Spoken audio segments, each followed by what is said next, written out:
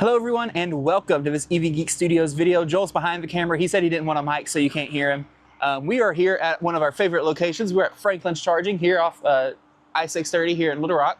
And we're gonna do a charge test on Joel's 2026 Kia EV9 Light Long Range. Whatever that was, sorry. Anyway, so this is, like I said, Joel's car. It has like 9,400 miles on it. According to OBD data, still 100% battery health. I would hope so. It's also a lease, so Joel charges this thing to 100% all the time and all the fun stuff that goes with it. Part of the reason I also chose this location is canopy, so it is a bit hotter outside. I want to make sure we got good results, so being in the shade should help. I also chose it because JT just got his units retrofitted with an Omni port. So you can see you have options on here for CCS and NACS. Your car is NACS, so what you do is you'll tell it NACS. And now when I pull it out, look at that. I'll go ahead and put that back in for a second though. So our goal is you're at about 9% state of charge. We're gonna start at 9%, charge all the way to 100%. I'll have a screen recording going for OBD data. I'm gonna take that data, put it on our handy dandy website on the graph form, and this next clip you'll see will be me basically going through the data with you, comparing it to the other cars we've seen and kind of how it stacks up and how it feels. But I feel like at this point, the best thing we should do is plug in and get started.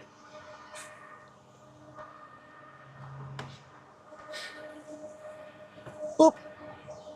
This station is capable of 360 kilowatts, which should be plenty for what your car wants.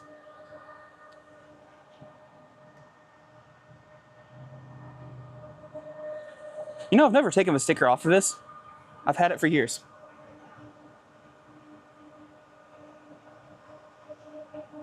By the way, Joel, your car, dead, is almost 500 volts, which is very interesting for an 800 volt class car. Yes.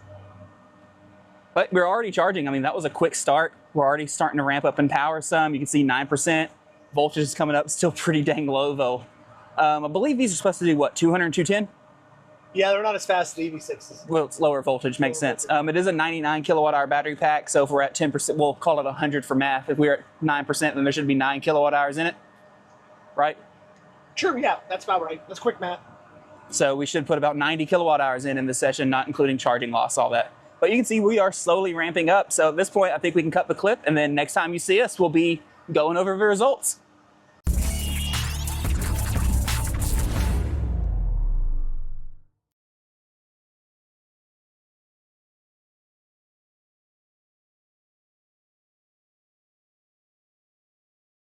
All right, you guys now join me in my office at my house, and we're going to go through some of this data. So the very first thing I want to show you guys is I want to just show you the charge point receipt real quick. And there's mainly two reasons I want to show this. A, we just did some quick math and we're like, it should be about 90 kilowatt hours, right? And we can see that in charge point, we actually dispense 94 kilowatt hours. So that or 94.7747. Such a specific number. Good job, charge point. And some of that will be just due to charging loss and HVAC and preconditioning, or not preconditioning, but conditioning the battery while it charged, etc. So I expected it to be a little bit more than 90 kilowatt hours, and it was. But the second reason I'm showing this is because I'm sure you saw in that previous clip, I kept saying 360 kilowatt, but the charger very clearly on the front of it said 280 kilowatts. That would be because JT, which we're good friends with JT, he's great, we love JT. Anyway, he hasn't fixed the labels on the chargers yet. So they were originally, it was originally a 280 kilowatt station. He had it upgraded to 360 kilowatts, but he hasn't changed the labels under the plugs yet. And so that's why it says that. So I just wanted to make sure you could see it does indeed say here 360 kilowatts. Okay. And there's a just quick peek at the curve. I'm going to give you that in a much prettier form now. So let's just start with our at-a-glance data. So you can see here are the other runs we've done on vehicles. So it's a pretty short list for now. We've got my car, my 2023 Ioniq 5, and I have our best run as well as our Tesla Supercharger run. And then we have Joel's EV9, which I'm going to actually update this to say EV9 long range, because this is technically the big battery. I don't want anyone to get confused. Long range. There we go. And so we'll look at the Tesla Supercharger numbers for his EV9 first. So EPA rated range on the 2026 EV9 long range, light long range, is 305 miles. At a Tesla Supercharger, he saw a peak of 122 kilowatts, meaning the 10 to 80 advertised time is 34 minutes, and he did it in 35:39. And this best run at JT station, we saw a peak of 216 kilowatts, 24 minutes advertised, and it took 25 minutes, 24 seconds. And we will talk a little bit about why it was longer on this run than Kia advertised and how your mileage actually might be a little better than this. Because while I am calling this best run, Hyundai Kia cars do a little bit of weirdness at the top of the battery charge or at the top part of the session that makes it kind of hard to predict. But we'll do that. And so I also want to bring up, so I said, it's a 360 kilowatt station. Even if it was 280, the car never wanted more than 216. It would have been fine. I also wanted to bring up, so we talked a little bit before about how low voltage the EV9 pack is. So the EV9 is an 800 volt class vehicle. But down at 9% before we plugged into the charger, the OBD data was reporting it was only at 520 volts, which is pretty low for an 800 volt class car. And all the way at 100%, spoiler alert, it was at 630 volts, which is, a decent bit lower. I know my car, almost 100%, is quite literally almost 800 volts on the Ioniq 5 or 2023 Ioniq 5.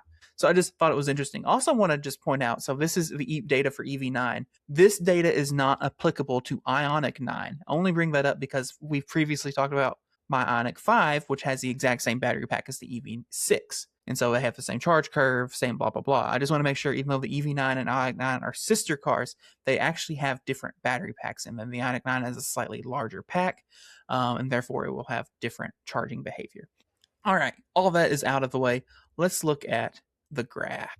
All right, so you can see this is my Tableau edit view. This data is live on our website, evgeekstudios.com/curves, and I have it currently filtered down to only our best run. And you can see this is our charge curve. So here you can see our 9% start. We started at 124 kilowatts, very quickly ramped to 190. And you can see it was pretty much a flat line all the way until about 60%. So you can see it started off at 190, hit 195 at 11, and it just very gradually rose as pack voltage climbed. Made sense. It was drawing the same number of amps basically the whole time, which let me double check my recording. I want to say it was around 350 amps, which just seems to be what Hyundai and Kia target on their EGMP cars. It was about 340 amps. And so it just kind of, as voltage rose, that voltage times amps equals power. So as voltage climbs and power stays flat, the curve will very, very slowly climb here. And you can see as we went, we did get a weird dip at about 46% for some reason, but then it popped right back up. It was not a big deal. And before finally peaking at 216 at 60%. And much like some of the other vehicles, which we'll show here in a second, it very gradually falls off at 60%, stair steps its way down. And this is when I was talking about they're a little unpredictable. So this is actually new behavior, it looks like, for 2026 model year, or it's new way of handling behavior. It's not new behavior. So the Hyundai Kia eGMP cars are very popular in charging, or at least it's very well known that when they're charging, especially after a deep session like this, they do what has been referred to as the Korean siesta by many people, where basically the car will stop taking power or take very minimal power for a short period of time towards the top of the pack before then continuing on like normal. And Hyundai has previously kind of claimed that this is basically it doing some cell balancing, double check that voltages and temperatures and everything are good before then continuing to dump power, especially after a long charge session. And this is still present here, 2026 EV9 as well. But this is actually the first time I've seen this behavior, though. So while you can see the siesta pretty clearly, what you notice is it dropped down to 40 kilowatts. And it was at 78%, which is a pretty low percentage for it to have gotten there. And it did that from 78 until about 82% or 81%. And then by 82%, it immediately dropped back up to 136, which you'll see before it fell, it was at 135. So it was like nothing happened. And since we're talking about it, we'll go ahead and finish this out. And you can see after 82, it just very, very gradually slowed off, and 9 to 100% took 52 minutes and 29 seconds, which is pretty cool for a 100 kilowatt hour battery pack again. But I want to show you real quick. We're going to look at my Ioniq 5 again. Let me find, I think this is the one I want. Let's see. Yes. So this is what my best run Ioniq 5. And so here you can see the siesta on the Ioniq 5. So this blue line, right? It was squeezing full power until about 83%. So that's again what I was talking about. It kind of happens at various percentages up top. The car seems to just kind of pick and choose where it throws it in.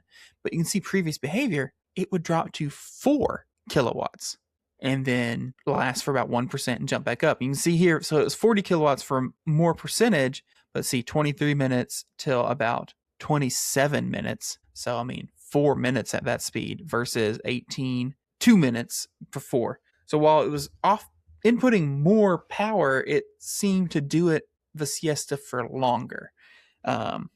Anyway, which that's not super crazy or anything, and ultimately doesn't make that big of an impact. Most people will need to charge to 80% and then dip anyway. So, I mean, 78%, 80%, whatever, same difference. And if you're lucky, your siesta will happen after 80%. But there's our graph for this one, and here's kind of how it compares. Again, I don't have a lot of data on here yet. We're growing this out as we go. But here is the EV9 Tesla Supercharger graph. And so you can see how the session is. Now, this Joel's only charged it to 80% on this day.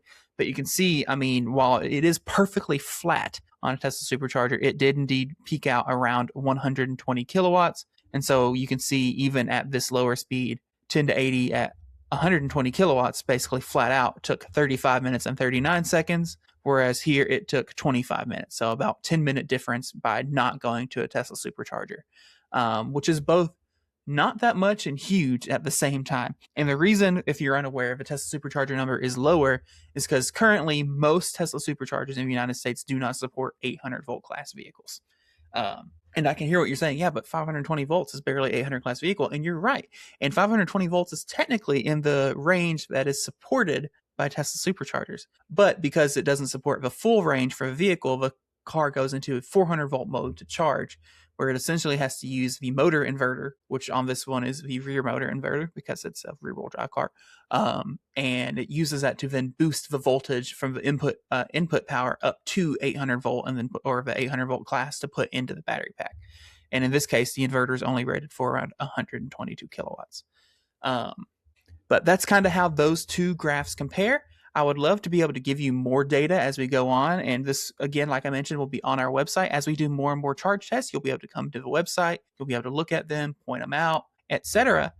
But I'm honestly going to go ahead and call that a wrap for this episode. Thank you all for watching. If you want to see more data, more info like this, please leave a comment. Let me know what you want to see.